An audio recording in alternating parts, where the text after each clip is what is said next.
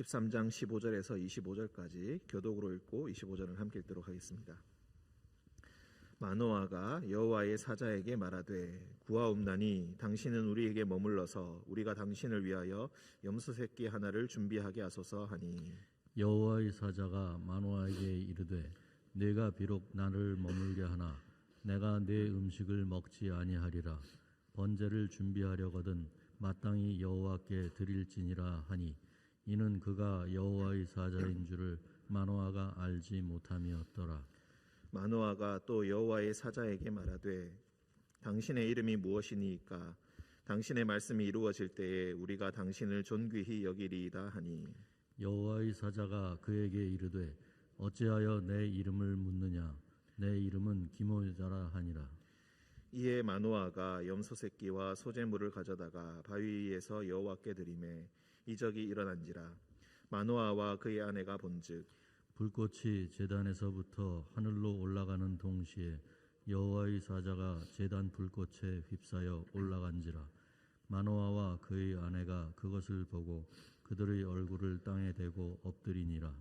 여호와의 사자가 마노아와 그의 아내에게 다시 나타나지 아니하니 마노아가 그제야 그가 여호와의 사자인 줄 알고 그의 아내에게 이르되 우리가 하나님을 보았으니 반드시 죽으리로다 하니, 그의 아내가 그에게 이르되 여호와께서 우리를 죽이려 하셨더라면 우리 손에서 번제와 소제를 받지 아니하셨을 것이요 이 모든 일을 보이지 아니하셨을 것이며 이제 이런 말씀도 우리에게 이르지 아니하셨으리이다 하였더라.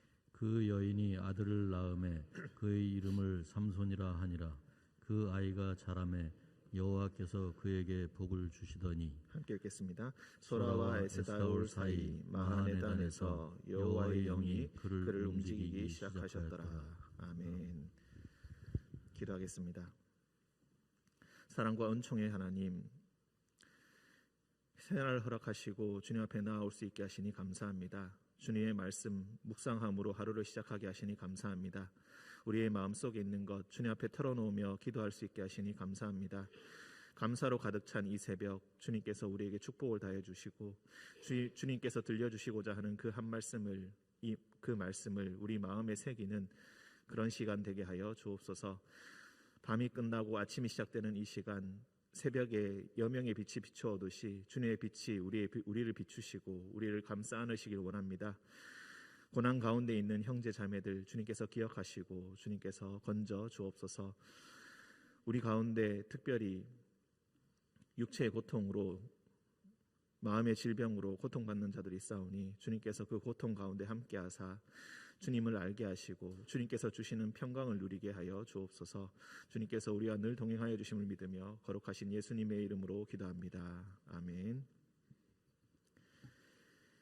13장 15절 13장부터 16장까지 삼손에 관한 내용입니다. 삼손 아주 이야기는 너무 재밌는데 이 사람이 정말로 사사가 될 자격이 있나, 도덕적인 관점에서나 여러 다른 관점에서 보면은 참 의구심이 들 수밖에 없는 그런 사람입니다. 13장 5절 끝에를 보시면은 그가 블레셋 사람의 손에서 이스라엘을 구원하기 시작하리라.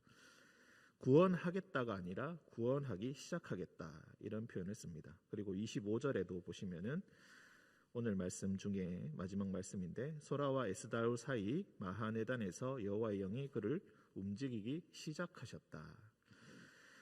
시작한다라는 말을 쓰고 있습니다. 지금 싸우는 것은 주요 대적은 블레셋 사람입니다. 알다시피 이 블레셋은 계속해서 이스라엘을 괴롭히게 되는데 삼손이 비록 블레셋과 전쟁에서 많은 전과를 거두었다고는 하지만 블레셋의 세력은 꺾일 줄 모르는 상황에 있습니다. 그리고 그 이후에 사무엘에서도 마찬가지고, 사무엘에서는 사무엘 시대에는 심지어 언약궤를 빼앗기기까지 하고, 그리고 사울은 결국 블레셋 사람들에 의해서 죽기까지 하게 됩니다. 그런데 완전히 이 블레셋 사람들을 압도할 수 있었던 것은 다윗의 시대였습니다. 그래서 보통은 이렇게도 보기 시작합니다. 구원하기 시작한다. 여호와의 영이 움직이기 시작한다. 블레셋 사람을 이기기 시작한다. 이 표현을 사무엘, 사울, 다윗까지 연결해서 그렇게 보기도 합니다. 제일 처음에 시작이 바로 이 삼손이고, 삼손이란 이름은 작은 태양이다 라는 뜻입니다. 그때부터 여호와의 빛이 비추어지기 시작한다. 우리가 또 한 가지 주목해 볼 수 있는 것은 앞서서 3장부터 온니엘이라는 사사로부터 시작하여서 기드온까지는 전쟁에서 이기고 난 후에 그 땅이 평온하였다, 몇 년 동안 평온하였다라는 표현이 나오는데, 기드온 이후로, 즉 돌라, 야일, 입다 이런 순서로부터 삼손에 이르기까지 그 땅이 평온하였다라는 표현이 그 끝에 전혀 등장하지 않습니다. 그냥 사서로서 몇 년 동안 다스렸다, 이런 표현으로 끝을 맺고 있습니다. 즉 하나님을 계속해서 제대로 알지 못한 채 여호와께서 계속 구원해 주신다는 것을 알지 못하고 습관적인 신앙에 빠져서 이번에도 구원해 주시겠지, 하지만 하나님에 대해서는 제대로 알지 못한 채 결국 그 땅에 평온을 얻는 데는 실패하는 그런 모습을 우리가 볼 수가 있겠습니다. 그리고 그 정점이 바로 삼손이라고 우리가 이해할 수가 있겠습니다. 삼손에서 특히 15절과 25절, 여기서 이 부모를 통하여서도 우리가 느낄 수가 있는 것이 있습니다. 남편은 마노아라는 단지파의 사람이고 이름이 나오고 있지만 어머니에 대해서는 그 이름이 나오지 않고 있습니다. 이름이 있고 이름이 없고, 하지만 그 신앙의 차이는 아주 명백하게 나타나고 있습니다. 15절에 마노아가 여호와의 사자에게 말하되 구하옵나니 당신은 우리에게 머물러서 우리가 당신을 위하여 염소 새끼 하나를 준비하게 하소서. 여호와의 사자가 나타났을 때 잠시 기다려 보시라, 내가 제물을 가져오겠다. 앞서서 기억나실지 모르겠지만 기드온도 이와 똑같은 행동을 했었습니다. 잠시 기다려 달라고 하고 아주 많은 것을 준비해서 왔습니다. 그리고 그 이후의 스토리도 거의 유사하다고 볼 수가 있겠습니다. 하지만 여호와의 사자의 반응이 조금 다르게 나타납니다. 16절, 여호와의 사자가 마노아에게 이르되 네가 비록 나를 머물게 하나 내가 내 음식을 먹지 아니하리라. 번제를 준비하려거든 마땅히 여호와께 드릴지니라. 마치 마노아를 가르치고 있는 듯하게 우리가 느낄 수가 있겠습니다. 기드온 때는 흔쾌히 다녀오라 라고 이야기하는데, 여기서는 여호와의 사자가 나한테 음식을 대접할 생각하지 말고 여호와께 드릴 번제를 준비해서 와라 라고 이야기합니다. 즉 마노아의 생각을 그리고 그 신앙을 제대로 읽고 있는 것입니다. 이 사람은 여호와의 사자에게 집중하고 있고 지금 당장 눈앞에 나온 여호와의 사람에게, 하나님의 사람에게 지금 집중하고 있습니다. 그리고 그에게 경배를 드리려고 하는 그런 행동을 보이고 있다는 것입니다. 이는 그가 여호와의 사자인 줄을 마노아가 알지 못함이었더라. 분명히 앞서서 8절을 보시면은 마노아가 여호와께 기도하여 이르되 주여 구하옵나니 주께서 보내셨던 하나님의 사람을 우리에게 다시 오게 하사. 분명히 여호와께 기도를 했는데 그가 다시 나타났을 때 마노아는 그가 여호와의 사자인 줄 몰랐다고 합니다. 여호와의 사자인 줄 알지 못했다고 합니다. 이것이 바로 마노아의 신앙이 얼마나 허술한지를 우리가 느낄 수 있는 점입니다. 그때 또 한 번 더 실수를 하는데 마노아가 또 여호와의 사자에게 말하되 당신의 이름이 무엇이니까 당신의 말씀이 이루어질 때에 우리가 당신을 존귀히 여기리이다. 여호와의 사자인 줄 알지 못하고 오히려 우상의 한 우상인 것처럼, 그 우상의 존재인 것처럼 그에게 당신의 이름이 무엇이냐고 묻고 있습니다. 여호와의 사자에게는 이름이 없습니다. 오직 보내신 이만 있을 뿐입니다. 그러니 똑바로 묻는다면은 당신은 여호와께서 보내신 이가 맞습니까? 이렇게 물었어야 될 텐데 그는 천사에게 집중하여서 여호와의 사자에게 집중하여서 당신의 이름이 무엇입니까? 라고 묻습니다. 이름을 안다는 것, 그리고 그 은혜의 출처를 안다는 것, 그것은 당신을 섬길 준비가 되어 있다는 것을 의미합니다. 그러니 여호와의 사자가 기가 막혀서 대답합니다. 어찌하여 내 이름을 묻는가? 내 이름은 기묘자라 하니라. 어제 담임 목사님께서 설교 시간에 이 기묘자에 대해서 자세히 설명을 하셨기 때문에 더 이상 말하지 않겠습니다. 단지 여기서는 놀람 또는 비밀, 담임 목사님께서는 어제 비밀의 뜻에 더 초점을 맞추어서 말씀을 하셨는데, 저는 여기서 놀람, 그것에 더 주목하고자 합니다. 지금 여호와의 뜻이 나에게 임하셨다. 여호와를 제대로 알지 못했고 제대로 경건하지 못했고 누가 봐도 지금 마노아는 신앙이 부족한 사람입니다. 그런데 그에게 하나님의 뜻이 임하셨다. 얼마나 놀라운 일인가.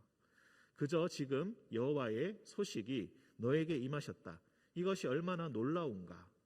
이런 뜻으로 우리가 해석할 수 있겠습니다. 내 이름 자체가 중요한 것이 아니라 지금 일어나고 있는 이 하나님의 구원이 놀라운 것이다 라고 이야기하고 있다고 우리가 볼 수 있겠습니다. 19절, 그래서 마노아가 염소 새끼와 소재물을 가져다가 여호와께 드리매 이적이 일어났다. 불꽃이 제단에서부터 나왔다. 계속해서 불꽃이 여호와의 영광, 여호와의 임재를 상징하는 그런 상징물로 계속 나오고 있습니다. 불꽃이 올라오니까 하늘로 올라가는 동시에 여호와의 사자가 제단 불꽃에 휩싸여서 올라가게 되었다. 참 놀라운 모습이 아닐 수가 없겠습니다. 그것을 보고 깜짝 놀라서 마노아와 그의 아내가 그것을 보고 그들의 얼굴을 땅에 대고 엎드렸다. 21절, 여호와의 사자가 마노아와 그의 아내에게 다시 나타나지 아니하니 마노아가 그제야 그가 여호와의 사자인 줄 알았다. 여호와의 사자인 줄 전혀 알지 못했다. 하지만 그 모습을 보고서야 비로소 알게 되었다. 그러면서 또 이야기합니다. 그의 아내에게 이르되 우리가 하나님을 보았으니 반드시 죽으리로다. 하나님을 보면 반드시 죽는다라는 것은 이미 우리가 출애굽기 이전에 묵상하였던 출애굽기를 통하여서 알 수가 있습니다. 이런 공통적인 생각이 분명히 있었던 것입니다. 하나님을 보았으니 우리가 반드시 죽겠구나. 그러니 그의 아내가 그에게 이르되 여호와께서 우리를 죽이려 하셨더라면 우리 손에서 번제와 소제를 받지 아니하셨을 것이요 이 모든 일을 보이지 아니하셨을 것이며 이제 이런 말씀도 우리에게 이르지 아니하셨으리다 하였더라. 이 23절이 오늘 말씀의 가장 핵심이라고 우리가 보시면 되겠습니다. 비록 이 마노아와 그의 아내의 대화가 그렇게 많지 않기 때문에 우리가 충분히 그 예를 다 수집을 할 수 없겠지만은 마노아는 계속해서 하나님이라고 이야기합니다. 그리고 23절에서 그의 아내는 누구라고 합니까? 여호와, 야훼라고 부르고 있습니다. 하나님은 우리가 보통 하나님은 그 하나님이 아닌가라고 하지만 이 하나님이라는 것은 좀 더 일반적인 신명을 이야기합니다. 그러니 다른 우상을 보고도 사람들은 보통 하나님이라고 부를 수가 있는 것입니다. 그런데 여호와는 하나님의 이름이시죠. 그러니 마노아는 계속해서 그를 하나님의 사람 이렇게 부르지만 그의 아내는 여호와께서 우리에게 말씀하신 것이다. 이렇게 분명히 여호와께서 누구신지를 더 그의 남편 마노아보다 더 잘 알고 있고, 그리고 마노아는 계속해서 현상 그 자체에 주목을 합니다. 하나님의 사람에게 번제를 드리겠다고 하고 당신의 이름이 무엇이냐고 하고 우리가 하나님을 보았으니 죽겠다. 이런 현상 자체에 집중하여서 두려워하고 생각하고 있지만 그의 아내는 하나님께서 얘기하신 메시지 그 자체에 집중하고 있습니다. 여호와께서 우리를 죽이시겠다면 굳이 우리에게 이렇게 임재하셔서 왜 말씀하셨겠습니까? 이런 말씀을 우리에게 할 이유가 없지 않겠습니까? 하나님의 의도와 그 뜻을 지금 깊이 생각하고 있고 파악하고 있습니다. 그러니 이름이 있는 단지파의 마노아는 여호와를 분명히 알지 못하고 신앙이 무엇인지 제대로 알지 못하고 있지만 이 기적을 보고도 여호와의 사자를 만나고도 제대로 알고 있지 못하지만 그 여인은 그의 아내는 이름 없는 그의 아내는 분명히 잘 알고 있다. 24절 그 여인이 아들을 낳음에 그의 이름을 삼손이라 하였다. 그의 아이가 자라매 여호와께서 그에게 복을 주셨다. 자랄 때에 여호와께서 복을 주셨다. 사무엘에서도 비슷하게 반복되고 있습니다. 그래서 여호와께서 복을 주셨다라는 이 표현이 사무엘과 서로 연결되게 읽을 수 있다는 것을 우리가 더 이야기를 더 큰 관점에서 읽어야 된다는 것을 우리가 알 수가 있겠습니다. 소라와 에스다올 사이 마하네단에서 여호와의 영이 그를 움직이기 시작하셨다. 삼손의 부족함, 삼손의 연약함, 여호와의 영이 여호와의 구원이 그에게서 끝나는 것이 아니라 이제 시작에 불과하다는 것을 계속해서 강조하고 있습니다.